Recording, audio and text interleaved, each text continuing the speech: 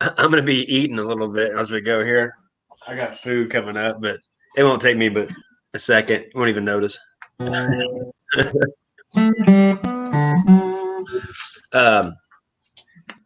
How old's your daughter? Oh, she's a freshman in high school now. Wow, Can't believe it. But that's crazy. Yeah, I'm not sure how that happened. Yeah. Jason, his first daughter, his second daughter is a freshman, and his first daughter she's 20, I think, second year out of high school. So it's got to be crazy having two girls. I can handle one now most days. Porky's intro. Yeah, I can't imagine.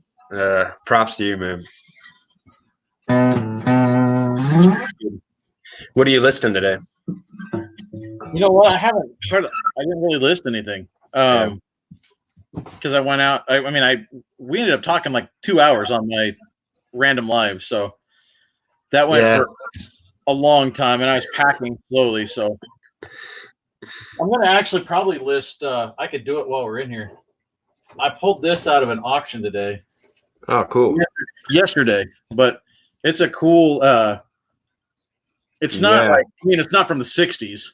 Oh, so it's just kind of like a reprint. It's dated Thursday. It's the when it says new LP on sale. You know, I don't think, but it's hard. It's like steel, so it's not like one of the current day repros. That I'd keep that one. I'm debating. Just play it. Yeah, I'm debating keeping it. I really dig it. There's actually none listed like this on eBay right now. Yeah. Any of the metal signs from the Beatles, from Sgt. Pepper, is the cover, right? Because it's the famous cover. Yeah. Which Elvis isn't on. Did you know that? Huh. They got all their musicians on there, and they decided that Elvis was too high a bar. Like, we can't put him on there. Huh. That's why they didn't put Elvis. Yeah. So I think it's probably I don't know. It's easily a $20 sign. Eventually, it could be a $30 sign. Yeah. But yeah, I might keep it for a while. I was debating whether to list it or keep it for a while. I might put it on Instagram and see if somebody buys it on there. Yeah, test it out. Well, what I do is something I don't want to sell, I put a real high price and put it in my antique mall. And so then it's like a showpiece. People come in and look.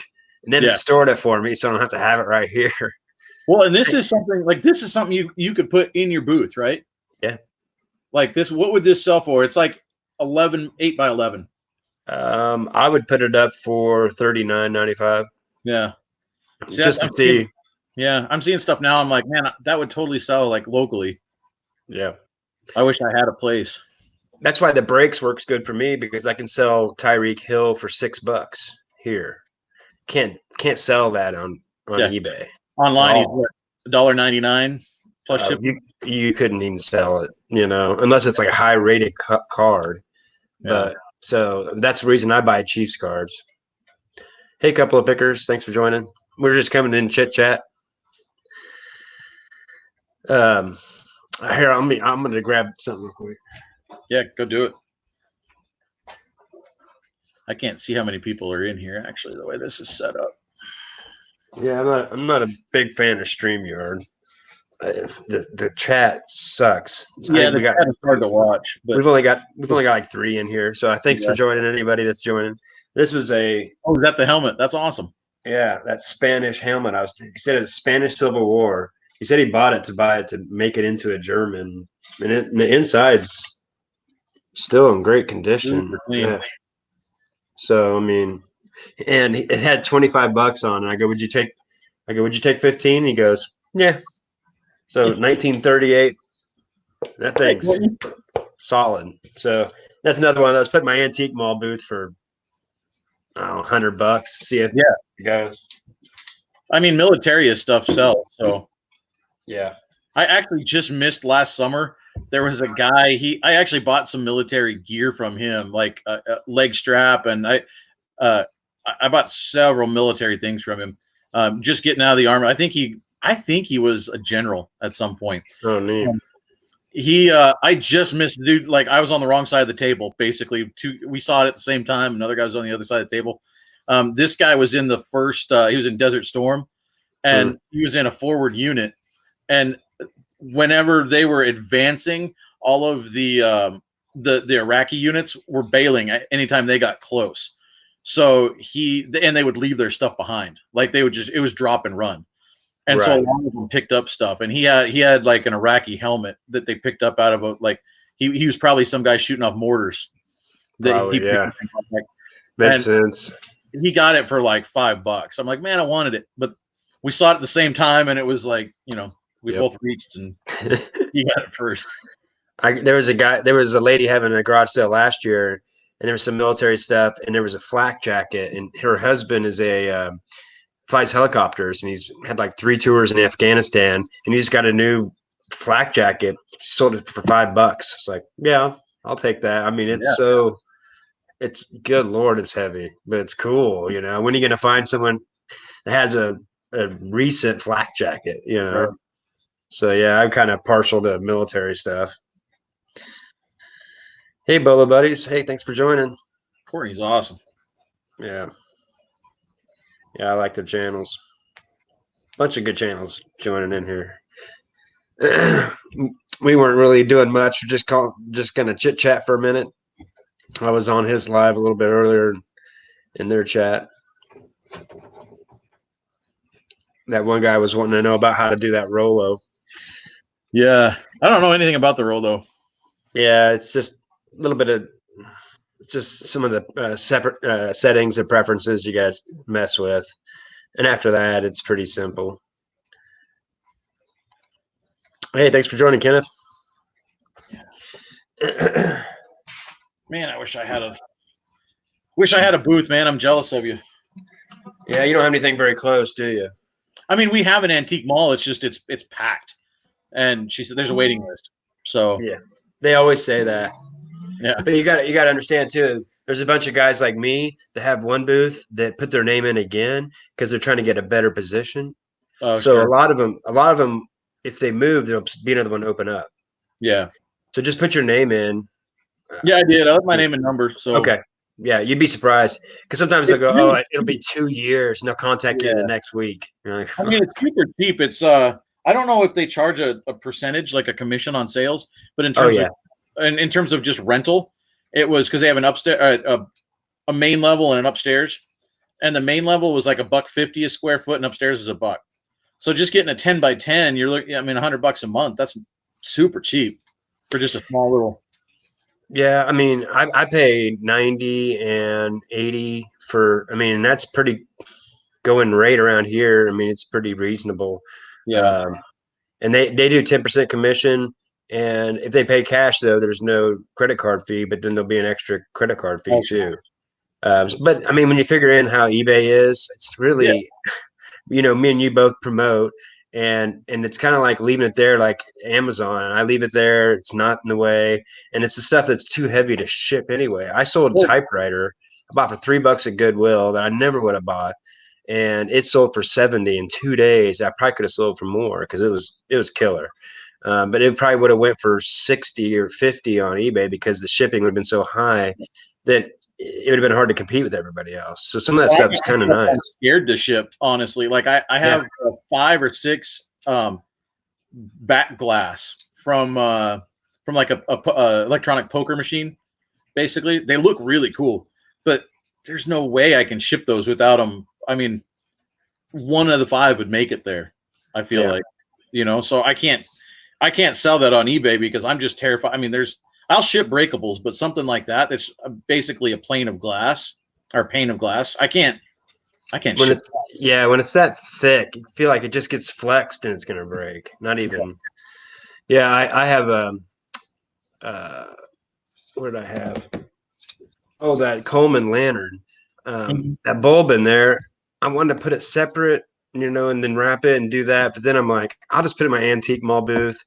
And because it's 1961, it's nice, but it's kind of that same deal. Just put it in there, make it a showpiece. It looks good. I don't have to. I bought it. I think I paid $6 or $9 at Goodwill. So I bought it I just one of those I grabbed real quick and took off running. Yeah. And it was better than I thought it was even. And I'll just kind of leave it up there. and I could have got 120 on eBay, but just messing with it, worrying about it, I'll just ask for 100 at my antique mall booth, And that glass is so old and fragile. I mean, it wouldn't take much to put a crack in it. It's those old globe ones, and it's Pyrex, but I just worry. I just don't want to mess with it if I can help it. Not that I haven't shipped glass and stuff before.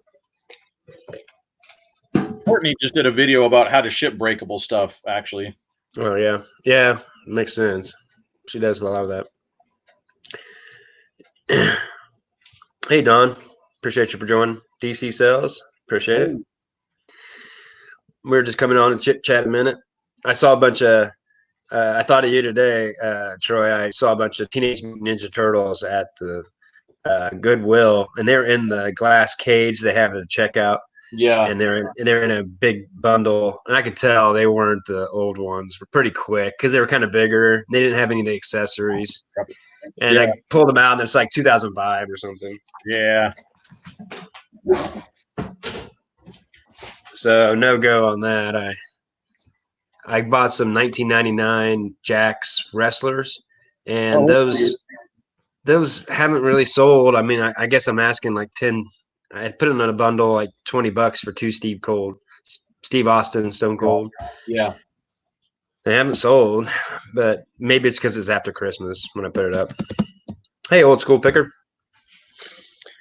But yeah, maybe I should. A lot of people say to test out toys on Mercari. Have you done Mercari much? A little bit.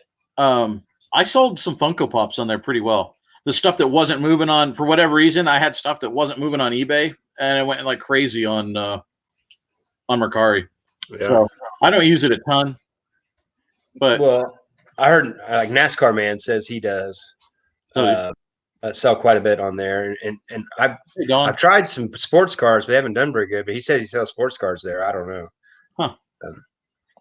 Cajun Reseller says Mercari is awesome. Try it. Okay. Well, I should at least try it a little bit. I mean, the nice thing is it's super easy to list to. Like, yeah, mobile, like it's super easy, and it's only 10% fees, so it's cheaper than eBay. Yeah, I have listed some stuff. I just listed it kind of high and then just didn't go back and mess with it, and so I need to try it again. So it's cheaper. So the fees just go straight from your bank account or something, right? So you save the PayPal fee because Mercari will just transfer it into your bank account. It's a heck of a lot better. Yeah. And I like that thing about the Poshmark where they take the fees out and everything right away. That would be nice. Not to go looking. Yeah, and they tell you what it's going to be from the jump. Yeah. That would be nice. I mean, I love eBay, but there's some stuff. Yeah. Man, it'd be nice to have to,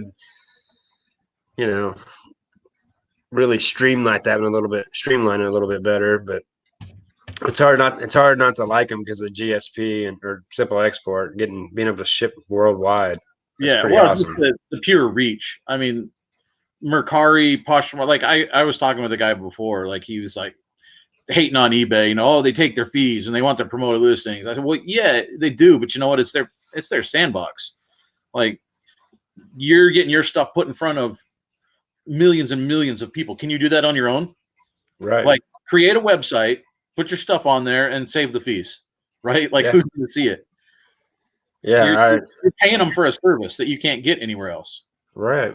I mean, especially like with my antique mall stuff, you have to find that perfect person that wants that collectible. If you're selling collectibles, it's really hard to sell some collectibles. And I mean, even if they come in, my antique mall is so huge that even if they go by, they may not even go by mine if they come in there because it'd take you an hour and a half to get through it. It's so big. Yeah, I started Harry. That one when I went to like ask them about it. I'm like, you get lost trying to figure out where you were, and wait, here's the room over here. Like, and I didn't even go upstairs. Like, I mean, I've been in there before, but that's what I'm saying. I mean, it's huge. Right, and that's what I'm saying too about location. A lot of the people that are in there are looking for the downstairs one, so they got their name still in because they're trying to get downstairs. Yeah, you almost have to have those showpieces that draw people's attention, right? So that they beeline for your booth. Yep. Hey, Treasure Hustlers, thanks for joining. Appreciate you. Yeah, yeah, everybody grab Mountain Man Treasure, and he's got some really good content. He finds some pretty neat stuff.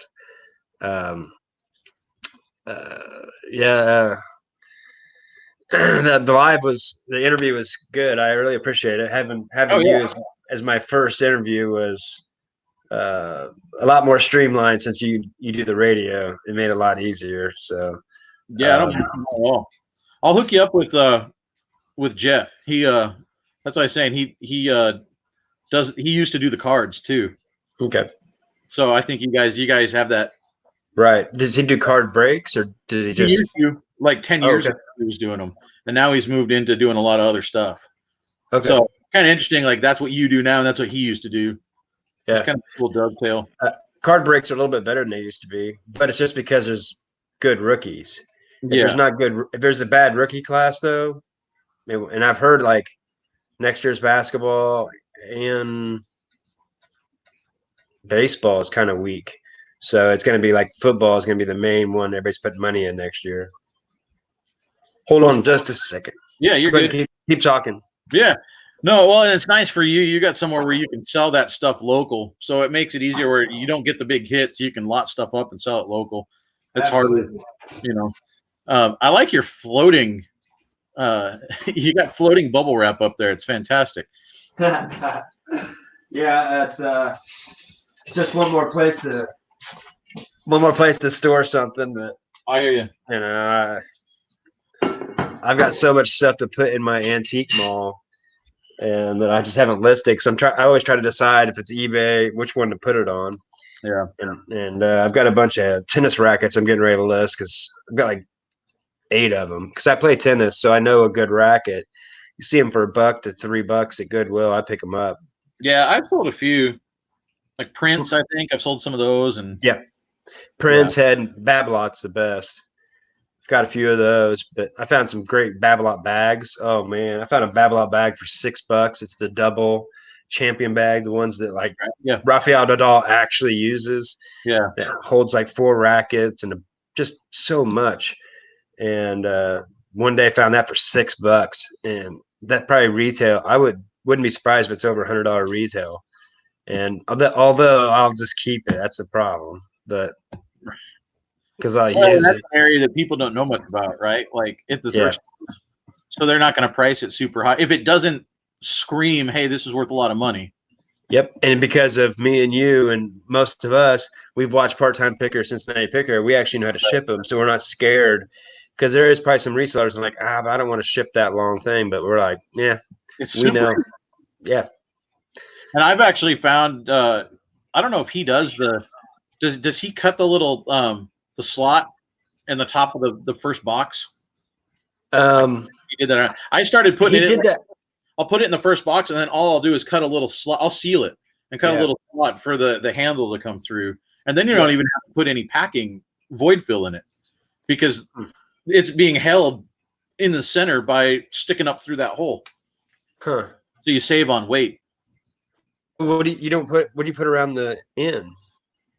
I put like just a small bit of bubble wrap on it, but then you put another box on top of it. But it's not moving around in that box because it's basically anchored in the center, right? Sticking through a hole in the lid. Oh, right. So it's just kind of holding it real good. That's a good idea. Yeah, it looks like it's floating.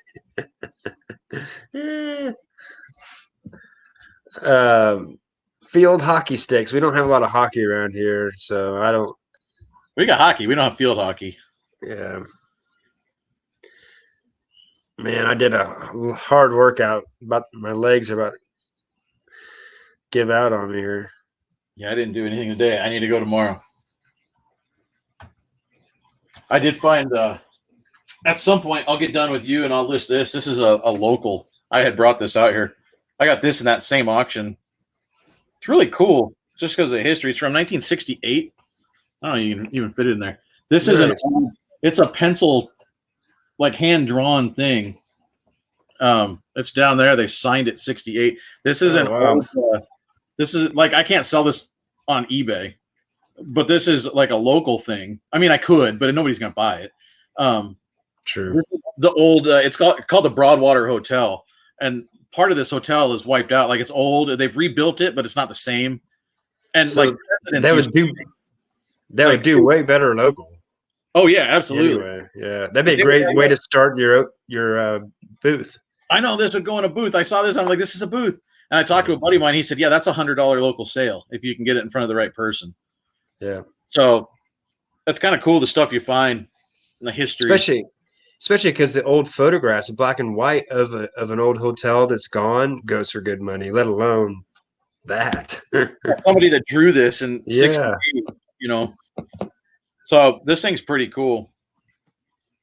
And what's something like this sandwiched in, this and the Beatles was sandwiched in with like bad motel art of like vases of flowers and like stuff that's like, I'm going to take it to the little consignment shop that the church. I've started, the closest I can get to having a booth is there's a little church store, but you can consign with them. And so they keep 50% and goes to the church and you get 50%. So I've started dropping stuff off there that either was a bad buy or just sat forever. It's not going to sell. I'd rather get $3 for it and turn it around. Yeah. And not have to hang on to it. So I've just started taking stuff to them, and we'll see. Seriously, might as well. Just try all that art that I got. I mean, I paid $5 for a whole bunch of art pieces. So I imagine I can get $5 out of it just by dropping them off there. Somebody's going to buy a couple. Right. Well, I mean, home decor, my friend, she said she was just kind of getting rid of some stuff, trying to get something new for the apartment. And she said her home decor went really quick on Facebook Marketplace. So stuff people are looking for. Yeah. But not stuff I want to ship either. Like, I don't want to ship a framed under glass, artwork. Right. Well, if it's worth a lot, I'll go through it and I'll figure it out. But if it's $20, I'm not going to bother. Yeah. I got a piece of art that was $5. This awesome painting. I get it home and I'm like, yeah, it's staying. Yeah. I've done that too many times now. I am a sucker for music and musical instruments and art. And records. I've got so many old 78s. Oh my. Do you listen to them or you just have them on display? Oh yeah. Yeah. I like all the old stuff. The being bluegrass, I enjoy listening to some of the traditional original stuff. All right, a couple of pickers. Are you guys going live tonight? You usually go earlier if you do go live. You haven't been going live as much. They've been doing premieres though. That's true. I've been checking them when I can. Those premieres come out of nowhere. I'm never ready for it. I'm always jumping in at the very end. I've done them a couple times. It's just I don't have enough followers, so I get in the premiere and there's like 3 people. Yeah, that's probably how I would be too. I mean, we can chat with each other, but right. Yeah, you had to do a video pretty soon on some of that stuff we were talking about in the interview. Yeah, the simple export today in the live is I was thinking about making that. Like, once I hit 500, that's the video. Just it's not a bells and whistles and confetti falling from the ceiling video, but I think I actually took a snapshot because I got my report from Web Interpret. Yeah. And so I actually have how much the number is since I started in the summer, my total, my gross that I brought in through Web Interpret listings is $7,054. Good night. The last 30 days. Now that's gross. So that's like, if they pay $20 shipping on every order, that's going to inflate it, but still the last 30 days, $834.79. So it's not bad. Yeah. I take it. And it's because you're opening yourself up like that. Getting into that'd be a great, and our community needs to hear that. Cincinnati picker, Matt, part-time picker, need to hear that. I don't know why people are scared to do it. I mean, I really don't. Well, I'm sure. I take that back. I do. I understand how it is scary. But if you just take that step and start doing it, once you get in, I guess it's like getting thrown into the swimming pool as a kid, right? Like once you get thrown in and you start doggy paddling, it's easy. I mean, it's the same as shipping anywhere else. Right. Honestly. So how does the tracking and everything work the same? How does that work? Yeah, because I ship it through Pirate Ship.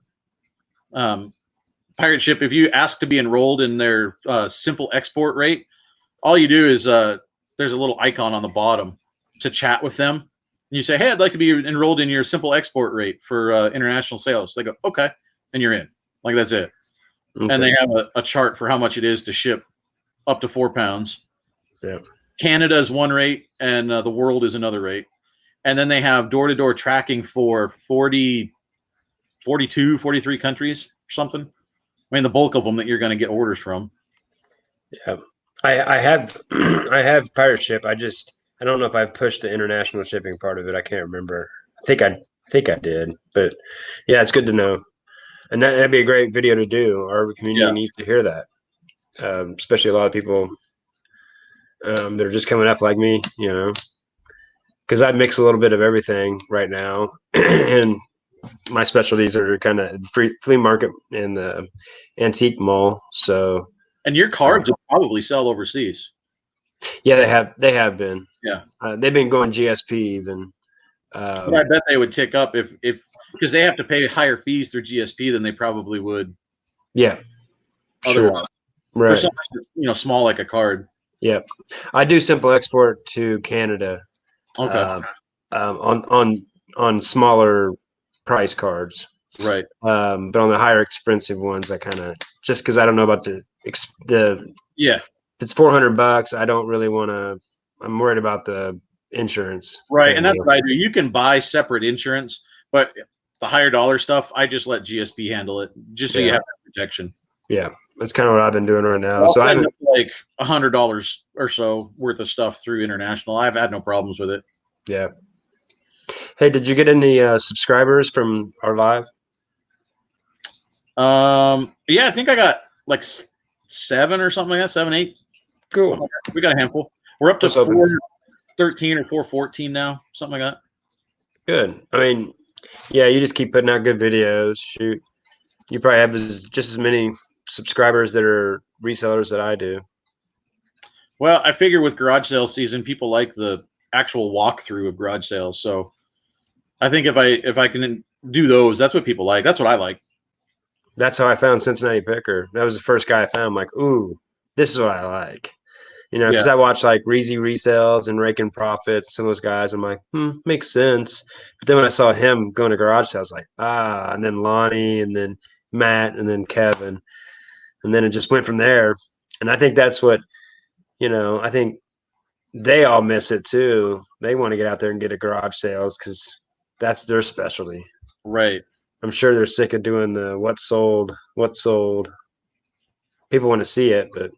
Yeah, I try to do those. It's just they take time. It takes more time to do those because you got to pull you got to pull the image, and show people what it sold for. And while I'm standing there telling you what it sold, this is what it is. This is what sold. I could have already packed it. So basically it doubles your packing time. Yeah. And that's one thing I've noticed. Like, I'm sure it's because you get your processes down. Like I was watching Garage Flips one day. I was like, man, I don't know how. I try to get as little editing as possible, so I have all my stuff right here in front of me, so I can just go, here it is, here it is, here it is, and he goes get everything, and he has to cut so much, and I'm like, man, he's doing a lot of video editing, but people wanted to see him.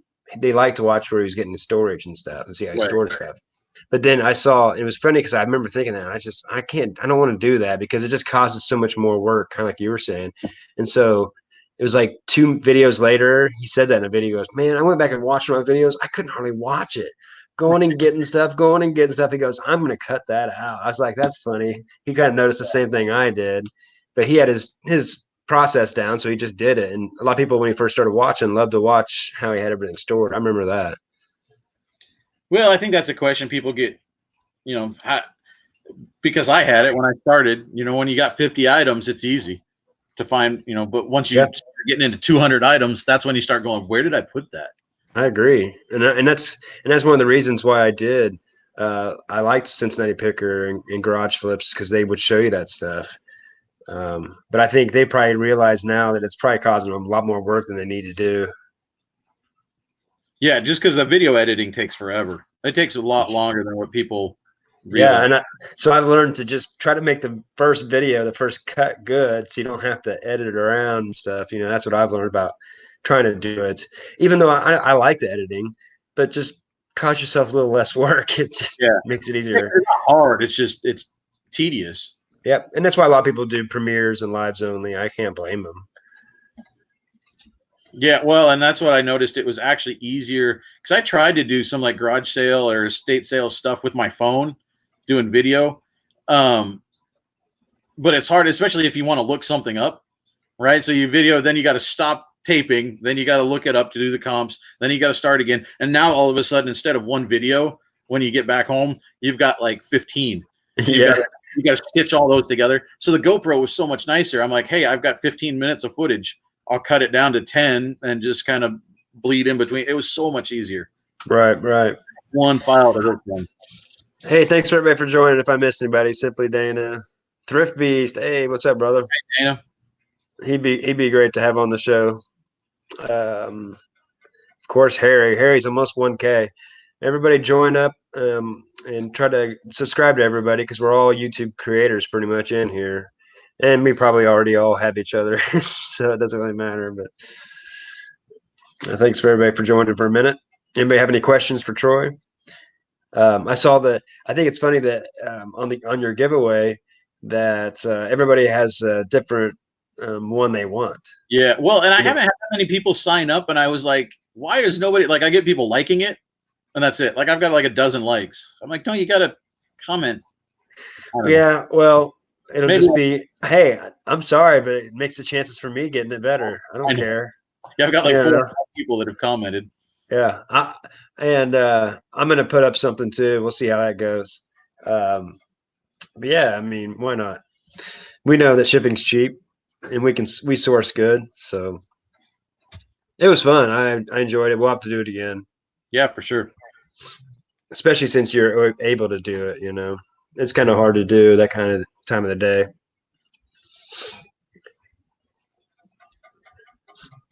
I'm sorry, I must have missed part of the chat there, Treasure Hustlers. I guess you're going through some stuff, and I'll be thinking about you. It's always rough.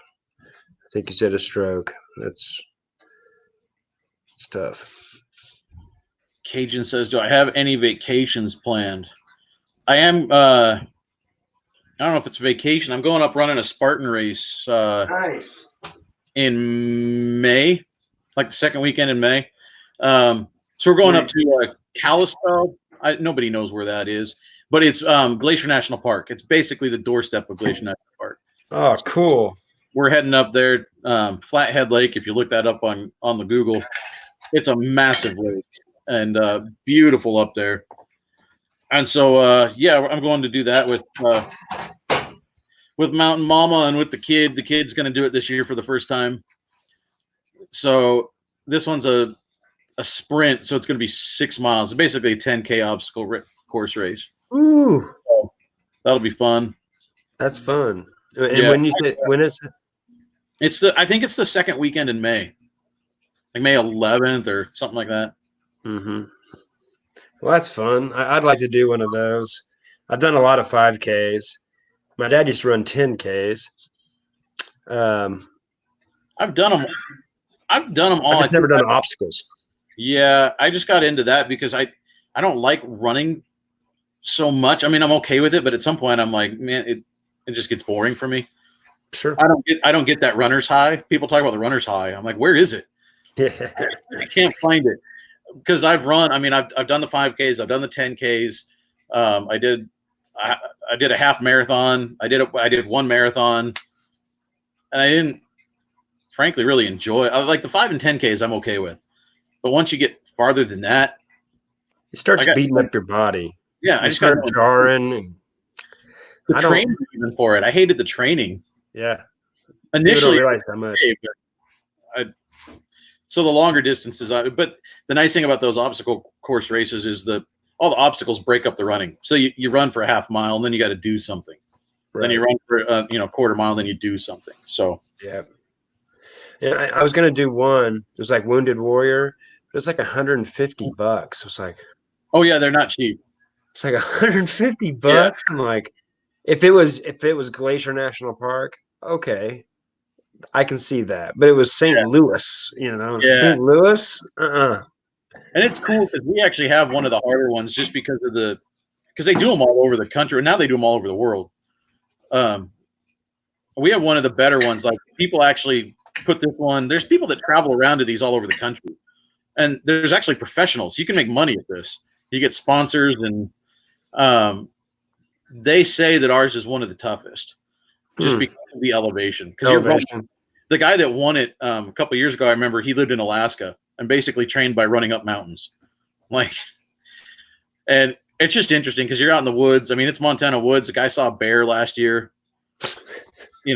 Holy crap! Bears, it's fun.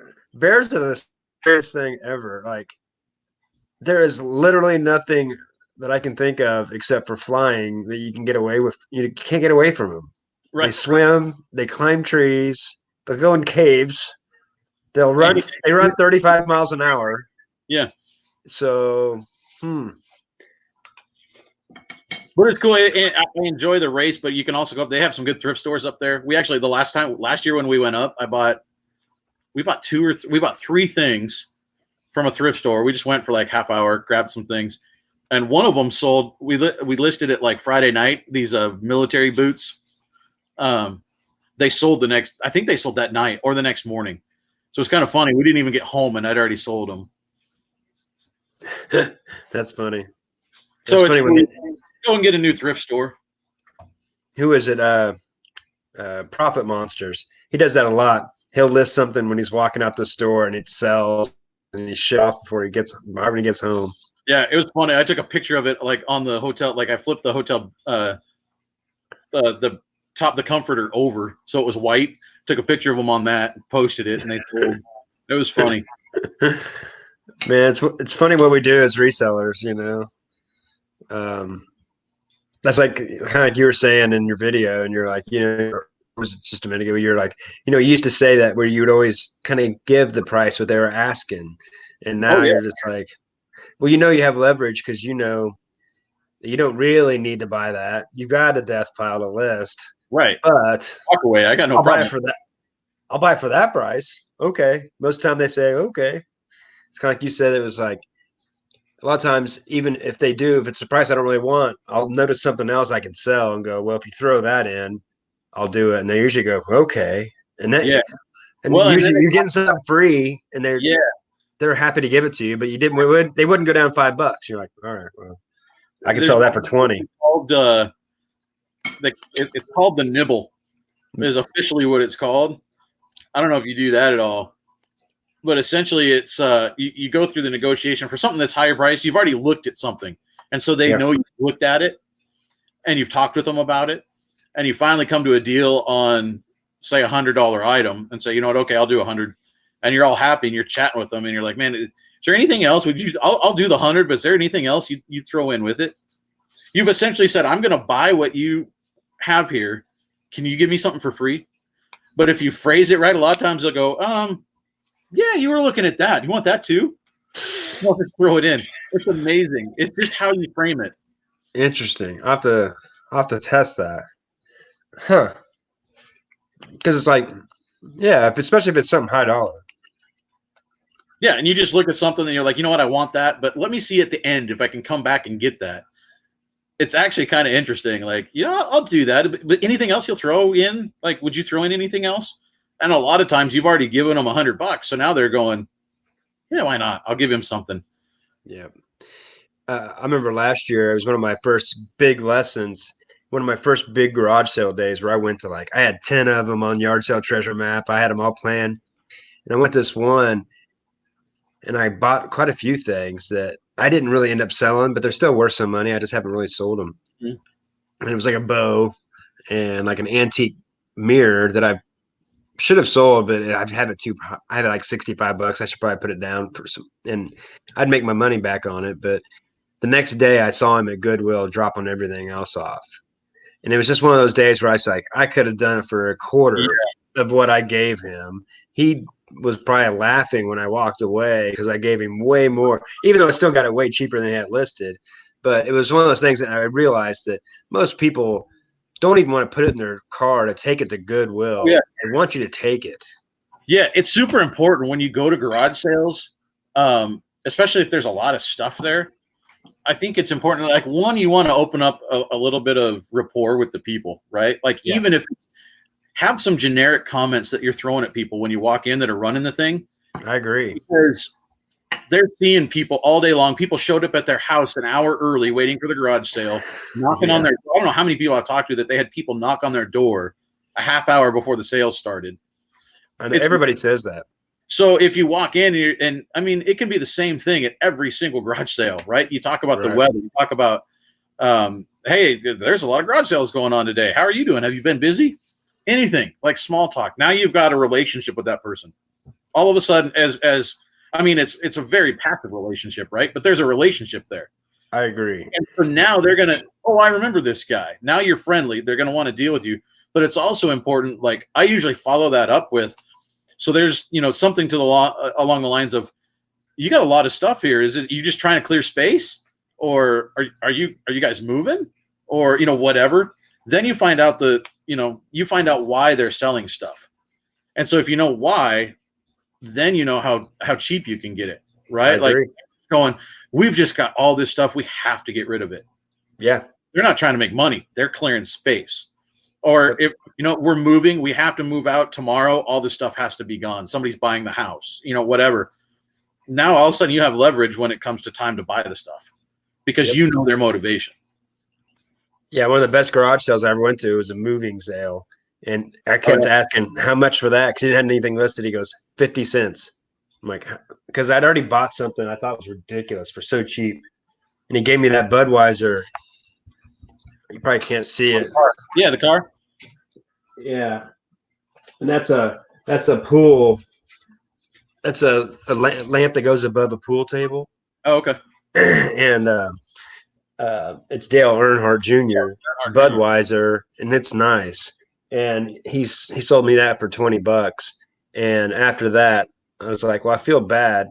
How much for that? And he'd go 50 cents. Nah, how about that? 50 cents. I'm like, he's just like, take it.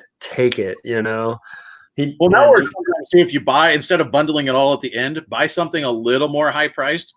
Now they've got money in their hands and they've already seen, oh, you want to give me money? Like this is a 1998 soccer ball of all the Missouri State girls soccer team. They all signed it. It's like, how much? He goes, 50 cents. I'm like, 50 cents? I'm like, all right. And they were good that year, so it was a good team, and every single one of those girls signed it. So no, that's the only problem. I find a bunch of neat stuff that I can't sell. I just started collecting different things. Hey Jennifer, thanks for everybody that's joining. Hey Burgundy Sales, got some good ones in here. Can't dangle. I didn't see that video. I want to watch it now. Melinda mentioned a video. Man, when you were talking to. It reminded me of Commonwealth Picker. What he always says when he goes into a garage sale, when he's trying to fill them out? He always goes, how much are you going to pay me to take this off your hands? Right. Have you noticed that? Yeah, well, and I'll do a thing like I like when you're going back and forth with numbers, if you can tell it's something they just want to get rid of, or at least that's primarily what they want to do, throw in something like, you know what, I will give you $20 right now. You will never have to see this again. Yeah. Then that puts it in their head like, oh, this is gone. Like, I need this gone. It's all those subconscious cues that you want to give people. Absolutely. I actually a lot of psychology into it, which I think is interesting. And I watched that boss guy. I watched a YouTube thing on him before I read the book, and man, that was some good stuff. Yeah, like he talks about using your midnight DJ voice. Is one of the things he talks about when you talk with people. Just because it's, you do that relaxed, calm, like you want to soothe them. Yeah. It's in like all the little subconscious stuff.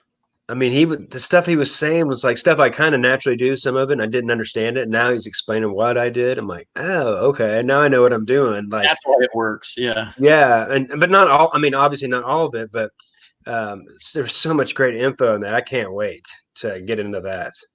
Um, Yeah, that guy's brilliant. yeah, that's awesome. He was so. It's funny because he's from Iowa, but he sounds nothing like he's from Iowa. I know. There's a video where they talk about how he went and met with every year. They do something. It's a Stanford class, and it's a marketing, business and marketing class. So the professor had him come in, and the setup was he was coming in for the students as a person that was going to potentially.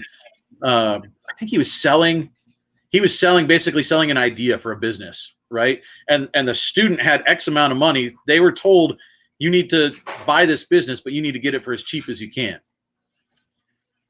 He went in and he ended up coming out with all of that student's money, like the pretend money or whatever. He signed a deal with them for everything that they had for their entire budget. And the professor wanted to see if it was a fluke. So they sent in another student to do the same thing. And he walked out with all of that kid's money. Because so these are people in marketing classes at an Ivy League school that know that they need to save as much money as they can to get a good grade, and they still gave him all their money. How does he do it? Some people just know how to rock you the right way, you know. That's like your friends when I was in high school. They could talk you into go to any party. I don't know how you could, like, how did you get me to? I didn't want to come here. Yeah. I did not want to be here. I'm in trouble right now.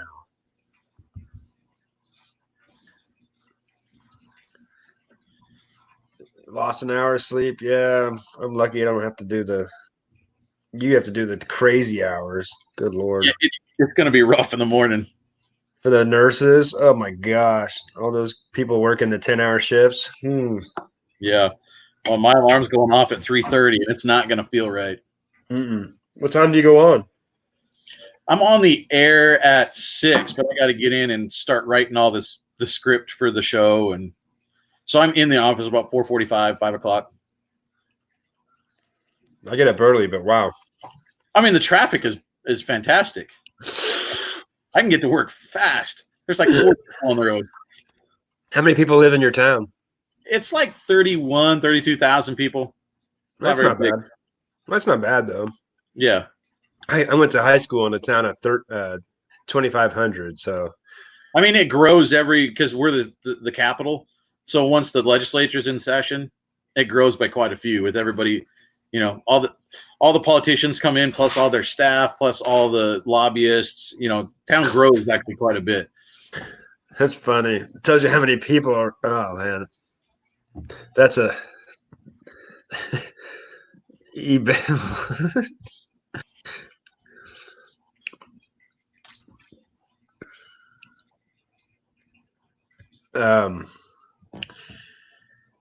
So how do you train for that?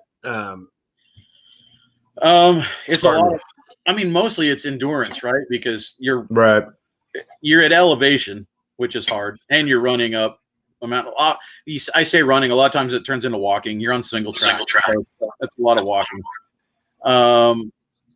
But then you got to mix in. It's mostly upper body weight or upper body strength stuff, like all the obstacles. There's a lot of upper body stuff. So, you go to the gym or when you're outside or whatever, you run for half a mile, then you drop and do 10 push-ups, then get right back on, start running again, just to get your body used to bouncing back and forth. Right. Makes sense. It's like just like a pull over ropes and stuff like that a lot, or? Yeah, there's various, there's like a sandbag. One of the worst is like the sandbag carry. It's an oblong. It's like a big flat pancake. So there's no good way to hang on to it. It's like 50 pounds or something. And then there's a bucket full of gravel you got to carry up the hill and down. Ooh. Rope climb. There's a hoist thing. It's got like weight on the end of a pulley basically that you're raising all the way up and back down.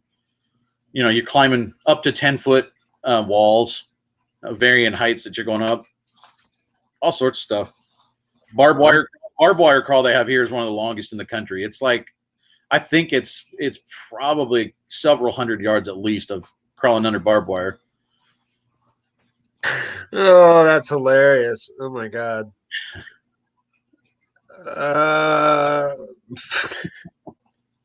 That's a heck of a picture.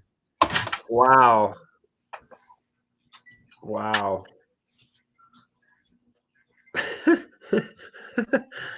That should go viral. What did the Santa do? Did he throw the kid? That's I always wanted to have kids. I didn't have kids, but I'm sure I would have hated it once it happened.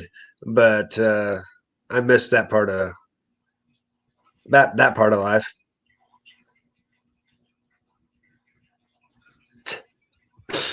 That's what it sounds like to me. Yeah. Well, and that's the refrain when you're about 4 miles in. You're like, man, I paid for this. That's the same thing when I ran like a half marathon and a marathon too, right? Like, pay for your demise. Yeah. I've never done a half marathon. I can only imagine how long it must hurt.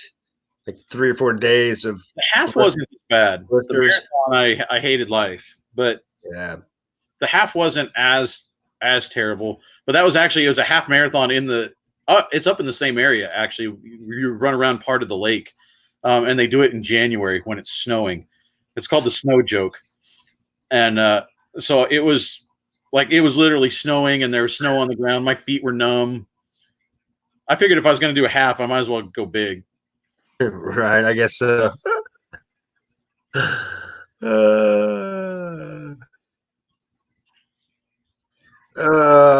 How do we get into this? Oh, that would be awesome. Please do. Please follow me, Bluegrass Picker. I want to see that guy's face. Yeah. Yeah. Yeah, that's something that most people don't think about. It's like all the training that goes into it, like you were saying. That's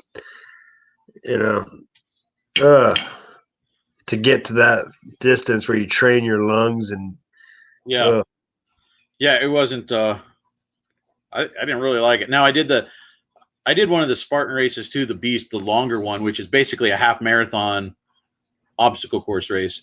I did that one time, and I was like, okay, I've done it. Like, yeah. I was not a fan.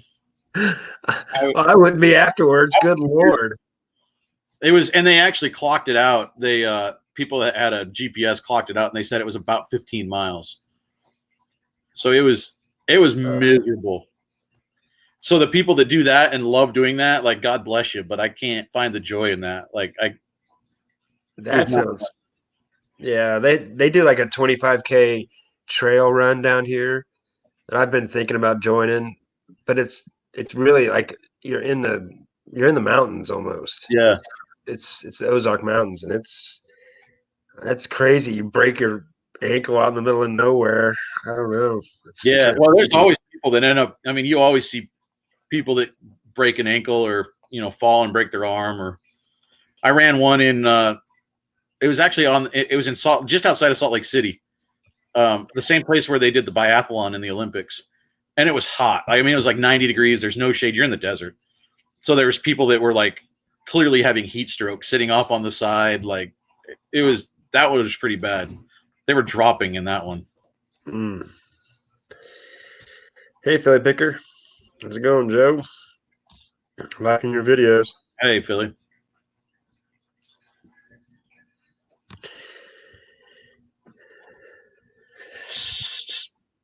Can't imagine having kids and doing that. It's already hard enough to have a dog, and that's like 1/100th of a kid. You sound like my family. That's what my mom's side of the family says. You do get they give you a token for a free beer at the end, which is really nice. The last like half a mile, it's just like, okay, yeah, There's a beer waiting There's for a me. beer. I can run faster. Yeah. I 2 trucks and a beer waiting just down there. yeah, they're doing a Dublin's Pass. There's a Irish pub just down the street, and which I plan on playing some bluegrass down there eventually. Cool. And they do a fun run on St. Patty's Day this weekend, and it's always I think they give 2 beers at the end, just like you're saying. It's kind of expensive, and then you find out that there's 2 beers at the end. You're like, oh, okay, 2 Guinnesses. All right, that's not bad. That's $15. And you get the T-shirt, right? Yeah. Well, most of the time, marathons not so much because it takes a lot to coordinate them with the streets and police and all that. But like the small ones, most of it goes to charity. It's usually around here. It's almost all charity stuff, which I love. Which actually brings up a little bit of a bolo. I've noticed that you can find, like you'll get jackets sometimes, like at the bigger ones, like in Las Vegas, when you talk like marathons and half marathons and stuff, like the ones they do in Las Vegas and New York, Chicago, they'll have dated, the 2012 marathon or whatever. They're not super high quality because they're printing, how many thousands of them. So they can get ripped, they can get torn. Well, somebody still wants it because they ran that thing. And so you can actually pick those up for pretty cheap. And even the very basic ones will sell for like 10, 15, $20 plus shipping a lot of times. Now you have to sit and wait because you got to wait for that right person to come along that they ran in Las Vegas in 2017 and now their jacket's torn. Right. So it's a long tail thing, but those actually sell pretty well and you can get them for cheap because people don't think there's any value. Like who would want this dated thing from a race they didn't run in? Right. Nobody, but somebody ran in that race in this country and they want that jacket. Right. It's kind of like some people don't like selling clothes, and I get that because of taking pictures and stuff. But they're easy to store. You can they can be long tail. You know what I mean? And like I've had some shoes when they're long tail, they're in the way. I don't like shoes. I try to get them cheap and out the door. Huh? I love flipping shoes. The return is great. Yeah, some of dirty shoes and stuff. I do have some. I sold a bunch of my shoes that I had that I didn't want anymore. That I almost sold for the same price I bought them for retail 5 years ago. So I mean, I shouldn't care, but I don't know. Did you sell something? I'm just about to. I saw you took an offer earlier. Yeah, I'm about to take this offer. I'm going to pack it tomorrow because it's going to be obnoxious to the fireplace that I paid $15 for everything. This old vintage cardboard fireplace. I posted it yesterday. Let me show you here's the outside of this is the box picture of it. So it's one of those. And there's a light that lights up behind it. So it's actually illuminated. And I have the original light. So when it's lit up, it looks like that. It actually kind of looks fireplacey. It's kind of cool. Yeah. That's a dark picture because I have to turn down the contrast, but that's what it looks like. Somebody just sent me an offer of $55 plus shipping. Nice. So I think I'm going to do that because the last one that sold for $50. So. Heck yeah. That's one thing. I priced it up at like $64, $65. Yeah. That's one thing that Commonwealth Picker and Matt Part-Time Picker really made me realize is sell-through rate. Get that thing in and out the door because you expect to see something good coming up and you want to have that money back. Right. Well, and it's 4+ feet long. Like it's huge. It takes up space. Yeah. So I can hang on to this, but they're sending me an offer of $8 less than what I posted it at. Almost $9. If I go back and forth, I meet in the middle, I make $4 or $5 more. Is that worth it? Or just get rid of it? Right. Like, right. I do the same thing. And I'm fascinated that a lot of times I'll put 25 and I'll put best offer at 21 and someone will buy it for 25. I'm like, all right. Yeah. Because I would have taken 21 most of the time. Right. I don't really I'm the same way because if I put 22.50, they're probably not going to take it. And what am I in between it for anyway at that point? You know what I mean? you're haggling over $1 when you paid $2 for it to start off with. When you had a customer right there. It took me a while to get to that point. When I first started, I was like, no, this is what I want. I want to get as much as I can. Now I'm like, you know what? If you want to get a deal, I know what I sourced it at. I'm still making money. I'd rather give up $3 now than hang on to it for another month before somebody comes along. I'm the same. And, I just figure I should have bought it for a better price because it's just not selling fast enough, or, you know what I mean? So I think Burgundy Sales just posted something. Well, this live chat produced something that might be hilarious. Boston, yeah, Philly says Boston Marathon gear sells well. I imagine New York probably as well. Yeah. Those would be the two. Yeah. Lost Antheans taking song requests. No, I was talking with Troy, so we were just kind of chit chatting right now. I didn't know how long he'd be able to come on because I know he's got a family and he's got to get up early. Everybody grab up Troy. He needs to get to 500 subscribers. Yeah, I got a while, but it's getting weird. I mean, we're what, like 75 away? Yeah, type in the chat so everybody so they can see get your three dots to subscribe to, because I didn't put you in the description. Oh, that's fine. No one puts you in. A lot of times people will throw up your link. I don't think anybody did. I don't know if I can type in the chat actually for some reason. Okay, well, that's weird. Maybe it's because I'm not logged. Huh? Maybe on your phone. Type it or something. Yeah, that's weird that I'm not. It's something with StreamYard for some reason. I'm not logged in. Hey, Wes Max Scary. Disney marathon jackets from the bins. Huh. Disney sells, and they Disney actually has. I remember they had that marathon. Disney branded marathon shoes. Like it'll be like a different, like Brooks or I don't know whoever it is, but on like the heel, it'll say Disney Marathon or whatever. Those sell too. Wow. Yeah, I had some friends that I went to college with. They go down there for he does like 3 different runs down there, 5K, a half marathon, and a marathon or something. But they do that. They love it. Yeah, I'm from Disney's boyhood home. I think it's kind of funny. He lived there for like 8 years or something like that, 6 years. Yeah, Nurse Flipper. Yeah. Say what? Oh, I just read Nurse Flipper said she sold some marathon jackets. So yeah. Hey, it's a good plug because that's hilarious. I can't wait to go look at it. I just want to see his face. Hey, thanks, Nurse Flipper. Appreciate it. Right on the ball. Yeah, you're building your Instagram too. He'll have his Instagram link in your descriptions, probably, right? Yeah, it's in the descriptions on my videos. Yeah. I got to learn how to do that. What is it? Link tree that people use to put their links on Instagram for all their different. Yeah, I tried that. I didn't know how to do it very good. I know Commonwealth does it, and I've used it and it works good, but somehow it didn't work for me. So I can't give you much.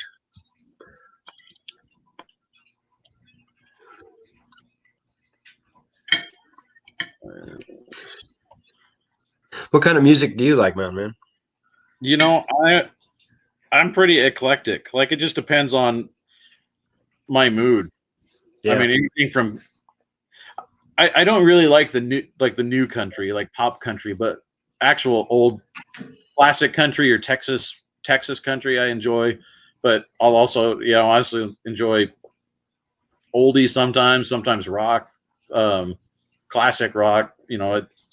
It just depends on my mood. I bounce all around. Yeah. Yeah, I like everything. I like rap, even mainly like old school. Like I can't help it. I still like Tupac and stuff like that. I grew up with all that, Dr. Dre and Snoop Dogg, and I was a 1995 kid, so yeah, I graduated. So it was real popular, and at the time it was like everything was just not very good. So it was nice to have something. Primetime Treasure just sold a $400 comic book. Wow. How about that? I watch his channel. It's funny because his opening intro, my poor dog, I turned it down because he hears that lion and he's like, huh? Huh? He's looking around because it's instinct. It's hilarious. Hey, we got some old ones. Yeah, I love 90s rap, hip hop too. Shoot, I liked even Will Smith from the 90s. Right. Just because it's fun, it's happy fun. But I also liked Ozzy Osbourne and Metallica. I liked everything. Dave Matthews was my favorite in the mid 90s in Pearl Jam. Yeah. I actually just picked up let me go grab something. You'll probably dig this. Let me grab something. Heck yeah.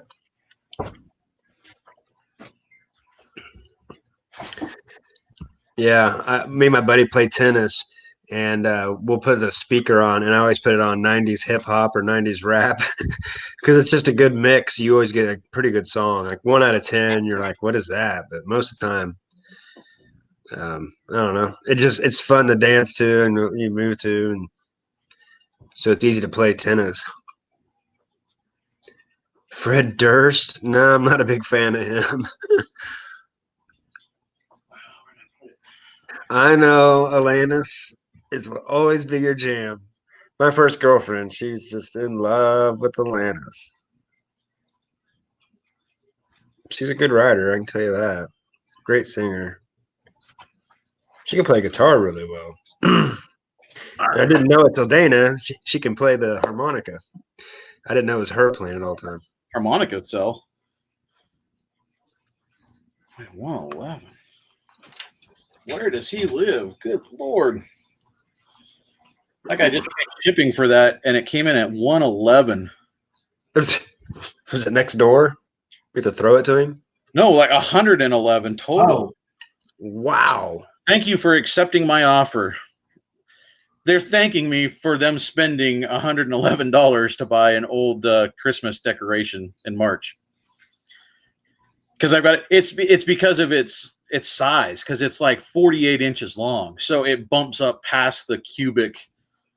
You know what I mean? Like with the USPS numbers, now it bumps way up past, so that she's actually paying as much more in shipping than for the thing itself. So she's almost $112 in. So Christmas sells year long, boys and girls. That's crazy.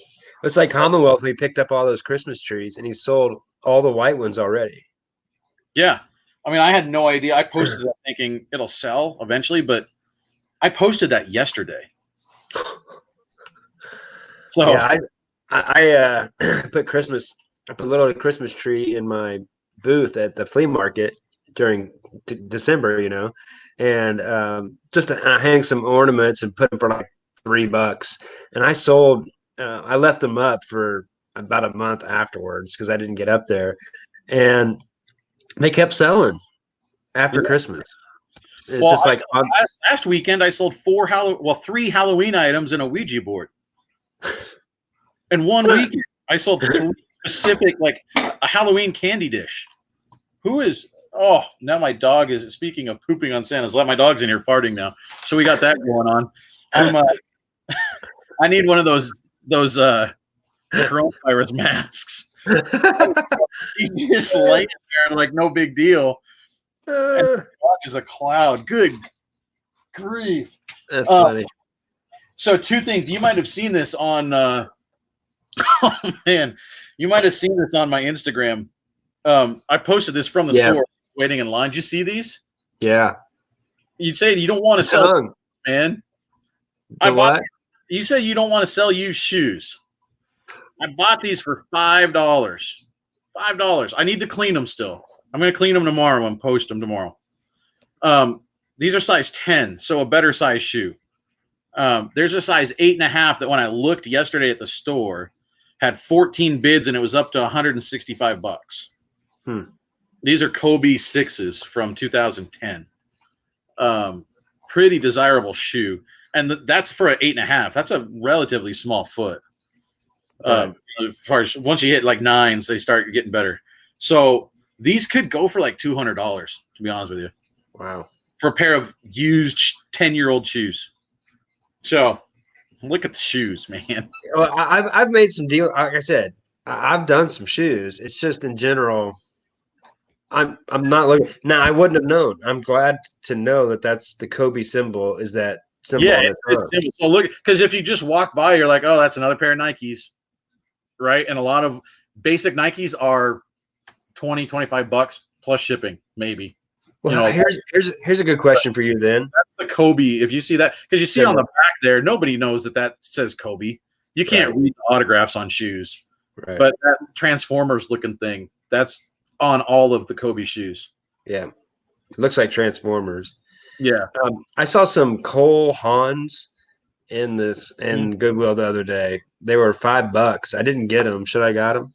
It depends. Like, I mean, even with Kobe's, not all the Kobe's are great, right? So it depends on model and condition. And Cole Haan's good though. I mostly do like sneakers. I like sneakers because they're easy to clean. I can like dress shoes, like a leather dress shoe or something. You can't.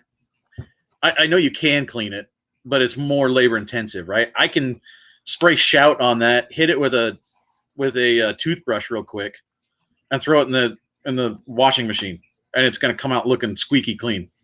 Right. So sneakers are so ridiculously easy. But speaking music, I just thought you'd dig this. I might sell it eventually. Heck yeah. But how about that? Oh man. Isn't that Kiss cool? Kiss stuff sells so good. This is 1999, July of 99. Famous Monsters of Filmland. They're actually going out of business.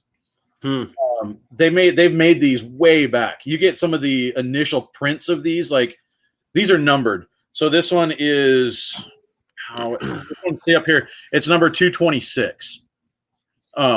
If you get numbers that are like super low, they go for a lot. And they basically they do what the title says. They look at famous monsters of filmland. So some of the classics were at the front end, Dracula and Wolfman and all that stuff. Those are huge money. This right now is not super huge. I mean, I paid like $14. I bought it for like $15 from the company because they're going out of business. They actually only had one of these left. And so I snagged it because now they're not making anymore. They're not in business, and it's from 99. So at some point, basically I bought this as an investment. One, I think it's cool, and I'm going to display it for a while. But at some point, I guess if he dies, quite honestly, but at some point, this is it's just going to keep going up. It's just like cards, right? It's an investment. Yeah.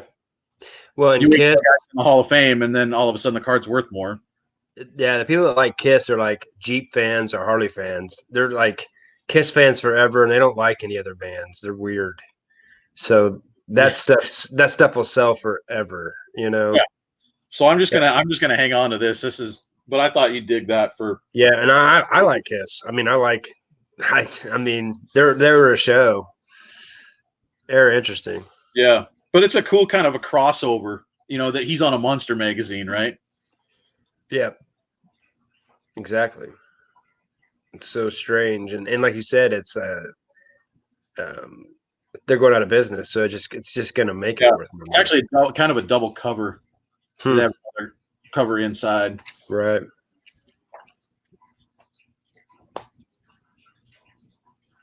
They've got a whole story about Rocky Horror Picture Show in here. This is a fantastic magazine. It's interesting. Yeah, I think I saw once where they asked Kiss like why they dressed up, and he's like, because we saw how good Led Zeppelin was. We weren't that good. Yeah. We kind of have to. We got to do something. We're not below it or something. You got to have a shtick, right? Yeah, why not? The platform shoes, that was pretty freaking cool. They made them cool somehow.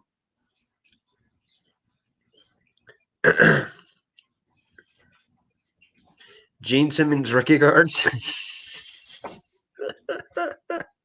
That's funny. There are people that I've seen the jeans, like the Kiss trading cards. I've seen packs of them up at my antique mall. Yeah. I bet a lot. I've thought about it. That's like I've learned so much from Tim from over the years. The people around here don't buy glass in the antique malls. It's just sitting there, and they just keep lowering the price, lowering the price. There's some stuff I know that he would just go in there and make a field day of it. You know, because he sells so, worldwide and on Etsy. But thanks, Nurse Flipper. Get to bed. I know you got a hard week ahead of you with the time change. Let's see what those are at.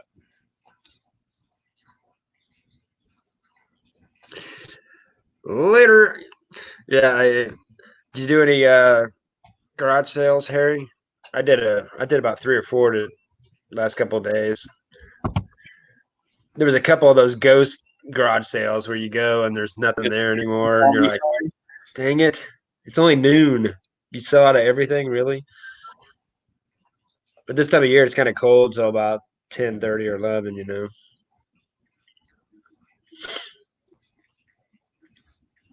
Gene Simmons rookie cards. I mean, they had the comic. Yeah. With what they put some of their blood in the ink. You remember that? Yeah, I remember something like that. Those guys are crazy. I don't blame them. There's a lot of money. There's a pair of these shoes at a 10.5 that a guy's got listed right now for $808. But it is free shipping. He's not going to sell them for that much. That's the stupid price. Free shipping. Do you put anything free shipping? If it's first class or media mail, where I know it's only going to be a couple bucks. If it helps me get above the other people.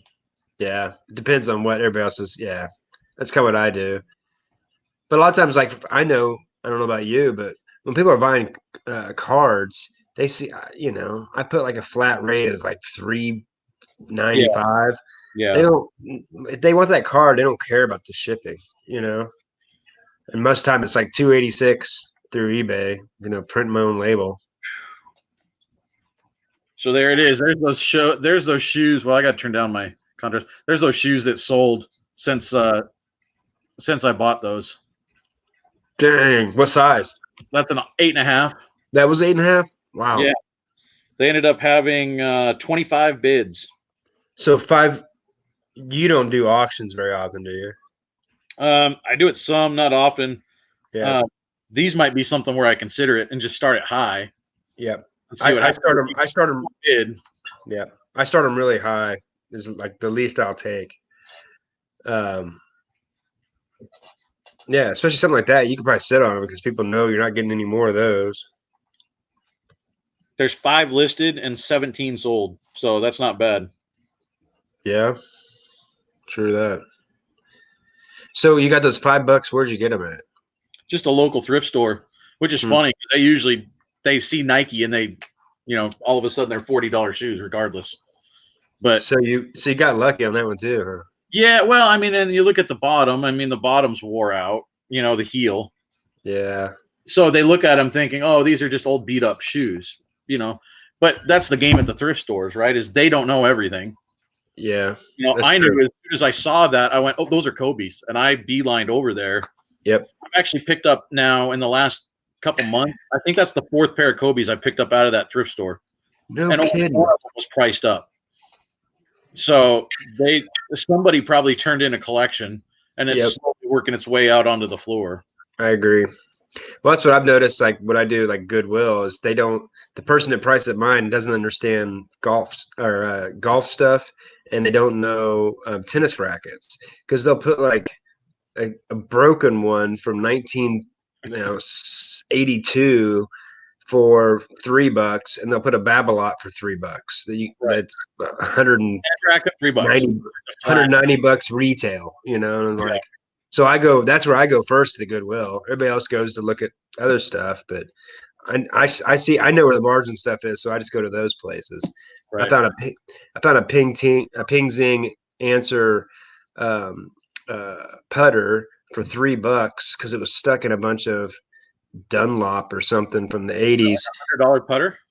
and well, it doesn't go for that much, but I'll keep it because it was the putter everybody wanted. But it's the Phoenix, Arizona one. It's where he first had his shop, Karsten, and so it's like it'll be worth more money eventually. And it was one of the, it's like when I was a kid, that was the putter you always wanted, and it's in great condition. The handle's great, but people did a lot. They'd have $100 putter, and they'd have $200 clubs. You know what I mean? Like terrible clubs, but they thought that good putter was going to make them. I don't know. I mean, if you do putt good, that's the key, but yeah, it's just hard to do. It's all about your swing. Yeah, there's some of them that aren't, and you got to get the right size. Hey, over the years is in here. We're just talking about you. Yeah. Yeah. So what do you think? I've heard Tommy say something about the half sizes don't sell very good. You said those 8.5 though, dude. Well, it's half sizes once you get up past like 13, I think, or something like that. Gotcha. Once you get into the boat shoes, and plus shipping on those gets heavy too. Like I just sold a pair of size 13 Kobe's that were, I mean, I had to put them diagonal in a large priority box. Because they're 13, they're huge. True. And they're heavy to ship. A lot of shoes you can squeeze into a padded flat rate. The smaller like Converse, Chuck Taylor or something. Right. But just go into that USPS, what is it, 15 inches, and they plop right in there. But yeah, I like getting stuff between about size 9, between 9 and 13. But like 9 and 11, I think are kind of the sweet spot because that's what most guys are wearing. Yeah. Somewhere in there. Yeah, I wear 10.5, 10 sometimes. I'm short, so I don't know. Sold a pair of 14s today. Yeah, you can sell, and that's the thing. It's like buying. I looked up comps. I saw them at where was it? Oh, TJ Maxx. And it just wasn't worth it because it wasn't a high brand. But there was like a size 64 waist jeans or something. I mean, they were huge. They were folded over in half to hang on the right. They were huge, and they probably would have sold. But eBay, that's the place to sell it. Yeah, you know what I mean. The size. I mean, the style wasn't great, but any of that big stuff, it might sit for a while because you got to wait for the right person to come along and find it. But all that stuff is either one, it's super expensive in the store, or two, you just can't get it in the store. You have to special order it, and you have to. So you can sell all that big and tall stuff. Always sells well. Yeah, I bet. You said you sold an Untuck too. Yeah. Where did you source that one at? I actually found that at Goodwill. That's the first one I've ever found there. Yeah, I've never found one. That's what I was wondering. And I saw it and immediately grabbed it. And it was a medium, so that hurt it. But I mean, it's such a popular brand. I didn't even think about it. That's good to know. I remember when I first started going to Ross and TJ Maxx, I'm like, you think that people would just buy this stuff and sell it online? And they do. And they do. You look at the high end, like it's funny. If you go and you do some arbitrage and buy some of the high end Nikes that are hot right now, and you look them up to do comps, almost like 2/3 available are like size 13, 14, 15. It's because I got them at Ross.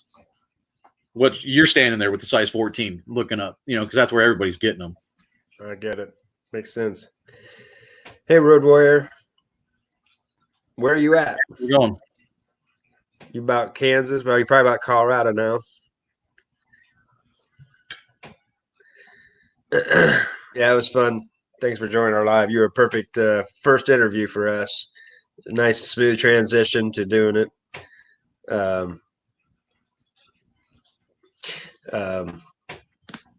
Sold both of my shirts on the day of listing them over the years.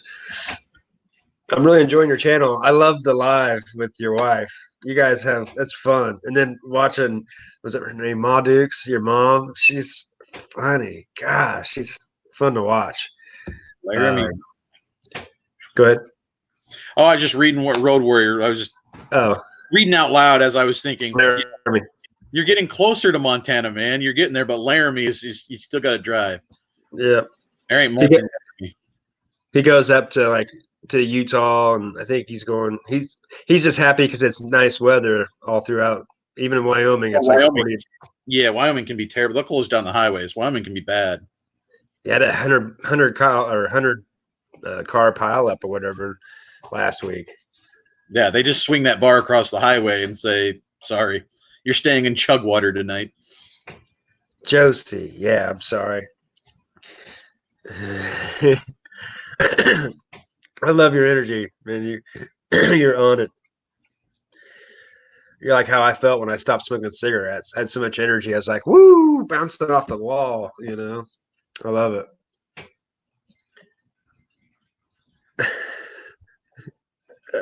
Tell them to get his stuff together. Yeah.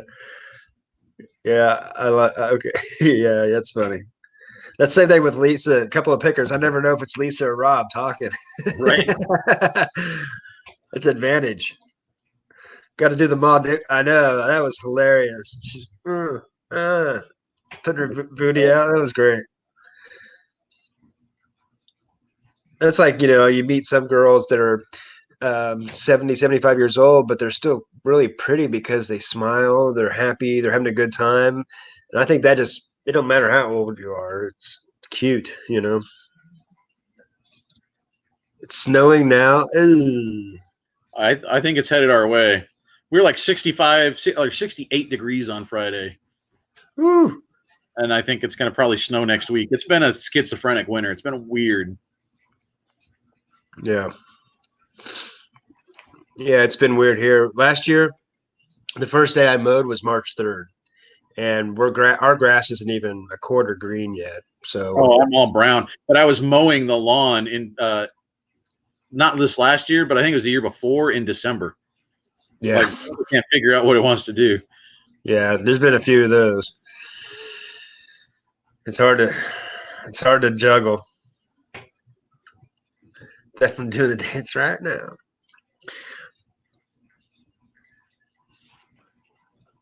Hey, thanks, Brown Eye Trucker. I appreciate it. We just got on to chit chat a little bit.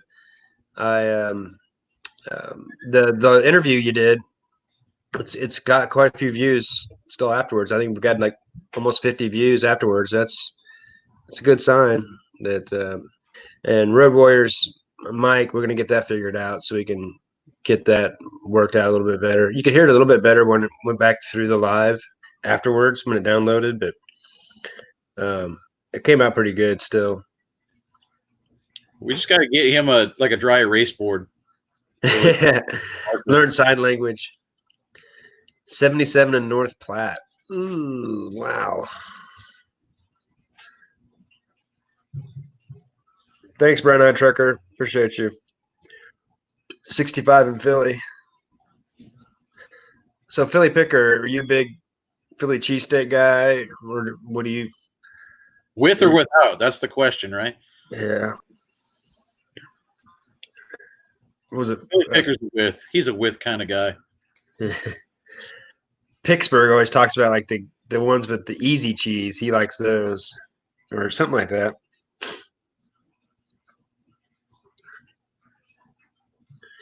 Like a weatherman's map.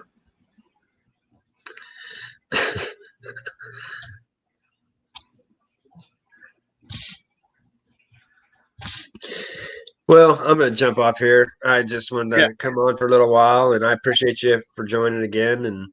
And he's a with guy. I told you. Yeah. Yeah, it's like that. Yeah. But thanks for joining, everybody. And we'll be doing some more lives, me and Road Warrior Reseller on Fridays. And if you can't do them, I'll come on for a little bit, and I'll probably bring on some guests. If anybody wants to come on and join, Philly Picker, or I know Kent can't. Harry, I know can't. But if people do, we could jump on and chit chat for a minute.